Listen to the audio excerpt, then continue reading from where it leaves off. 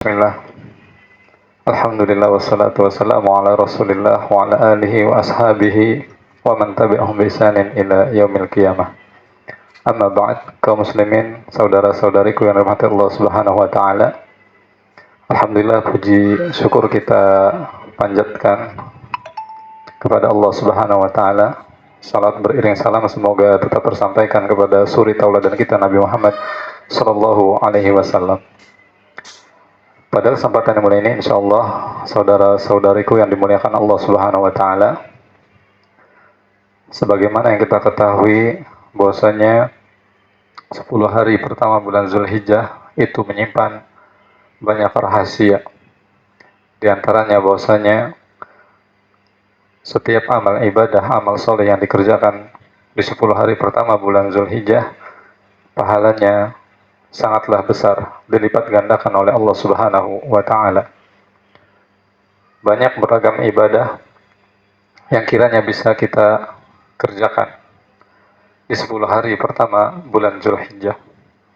Dan di antara ibadah yang agung yang disyariatkan, yang semoga kita semua diberi taufik dan kemampuan serta kekuatan oleh Allah Subhanahu wa taala untuk menjalankannya, yaitu adalah ibadah haji. Dan ibadah haji ini merupakan ibadah yang usianya sudah tua, karena disyariatkan semenjak zaman Nabi Ibrahim alaihissalam. Sebagaimana yang Allah Subhanahu wa taala firmankan di dalam Al-Qur'an, "Wa adzin fin nas bil haji ya'tuka rijalan wa 'ala kulli dhamirin yatina min kulli fajjin 'amid." Allah Subhanahu wa taala pernah memerintahkan Nabi Ibrahim supaya menyeru manusia agar menjalankan ibadah haji. Kata Allah Subhanahu wa taala berfirman, memerintahkan Nabi Ibrahim, dan serulah manusia untuk menjalankan ibadah haji. Niscaya mereka akan datang dengan berjalan kaki atau dengan berkendara. Mereka datang dari segenap penjuru negeri yang jauh. Di dalam tafsirnya, Ibnu Katsir rahimahullah ta'ala menyebutkan bahwasanya ketika Nabi Ibrahim alaihissalam mendapatkan perintah dari Allah Subhanahu wa ta'ala untuk menyeru umat manusia agar mereka melaksanakan ibadah haji, Nabi Ibrahim kemudian berkata kepada Allah Subhanahu wa ta'ala, "Ya Rabb, bagaimana saya menyeru seluruh umat manusia sedangkan suara saya terbatas?" Kemudian kata Allah Subhanahu wa taala, "Laksanakanlah apa yang diperintahkan kepadamu, nanti kami yang akan menyampaikan kepada seluruh umat manusia." Allahu Akbar. Dan disebutkan dalam tafsir Ibnu Katsir ketika Nabi Ibrahim alaihissalam menyeru seluruh umat manusia dari atas bukit yang tinggi, kemudian Nabi Ibrahim berkata, "Wahai sekalian manusia, sesungguhnya Allah Subhanahu wa taala telah menjadikan suatu rumah untuk tempat beribadah kalian, maka datangilah, yaitu berhajilah mengunjungi rumah Allah Subhanahu wa taala."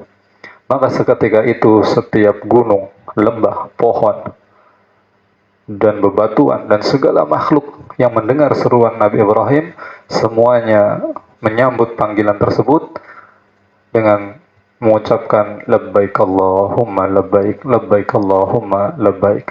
Allahu Akbar.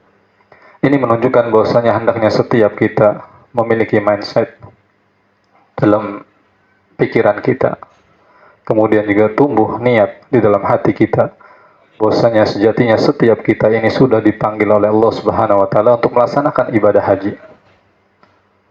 Kalau hal ini tertanam dalam diri kita, maka niat untuk melaksanakan ibadah haji itu niscaya akan muncul di dalam hati kita, sehingga kemudian setiap kita bisa menyempurnakan niat tersebut sesuai atau berdasar dengan kemampuan kita. Kita mengumpulkan sedikit demi sedikit supaya kita bisa menyempurnakan niat kita itu, mewujudkan niat kita itu menjadi kenyataan, yaitu kita bisa melaksanakan ibadah haji ke Baitullah atas izin Allah Subhanahu wa taala. Apalagi kalau memang kita sudah diberi kemampuan oleh Allah Subhanahu wa taala, maka jangan lagi ada kalimat saya belum terpanggil. Justru kita semua sudah dipanggil oleh Allah Subhanahu wa taala untuk melaksanakan ibadah haji. Dan kalau sudah ada kemampuan, kita memiliki harta, sehat badan, ada kendaraan yang bisa kita pakai, dan ada bekal yang bisa kita tinggalkan untuk keluarga, maka jangan menunda dan menunggu-nunggu untuk segera melaksanakan ibadah haji. Allah Subhanahu wa taala berfirman, "Walillahi 'alan nasi hijjul baiti man istata'a ilaihi sabila." Dan adalah kewajiban kepada Allah Subhanahu wa taala atas seluruh umat manusia untuk melaksanakan ibadah haji, yaitu bagi mereka yang mampu untuk mengadakan perjalanan ke Baitullah. Kemudian hadirin kaum muslimin rahmat Allah Subhanahu wa taala, ketika kita melihat saat ini keadaan kita hanya baru mampu menghadirkan niat ingin berhaji dalam hati kita, namun karena keterbatasan dan lain sebagainya kita belum mampu mewujudkan atau menyempurnakan niat tersebut, maka di sana ada alternatif lain yang disabdakan, dikabarkan oleh Nabi Shallallahu Alaihi Wasallam supaya kita tidak bersedih hati, tidak berkecil hati, justru kita bergembira bahwasanya syariat Islam ini menyediakan alternatif lain. Di saat kita tidak bisa melaksanakan ibadah haji, ternyata di sana ada amal ibadah yang kalau kita kerjakan, ternyata pahalanya itu seperti pahala berhaji dan berumrah. Nabi SAW bersabda, "Man shola fi jamaah, man shola al-fajr fi jamaah," siapa yang sholat subuh secara berjamaah, thumma qa'ada yadhkurullah, kemudian setelah selesai dia berzikir, mengingat Allah Subhanahu wa taala, hatta tatlu'a syams, sampai terbit matahari, thumma shalla raka'atain, kemudian setelah itu dia sholat 2 rakaat, sholat sunnah 2 rakaat, kana lahu ajru hajj wa umrah tamatan. Allahu akbar. Maka baginya pahala seperti pahala haji dan umrah sempurna. Allahu akbar. Demikian kaum muslimin rahmati Allah Subhanahu wa taala, mudah-mudahan kita semua selalu diberikan taufik oleh Allah Subhanahu wa taala untuk bisa melaksanakan amal ibadah, amal saleh yang dengannya kita bisa mencapai kemuliaan, kedudukan yang tinggi di sisi Allah Subhanahu wa taala. Wabil taufiq wal hidayah. Subhanakallah bihamdik, asyhadu an la ilaha illa anta, astaghfiruka wa atubu ilaik. Walhamdulillahirabbil alamin.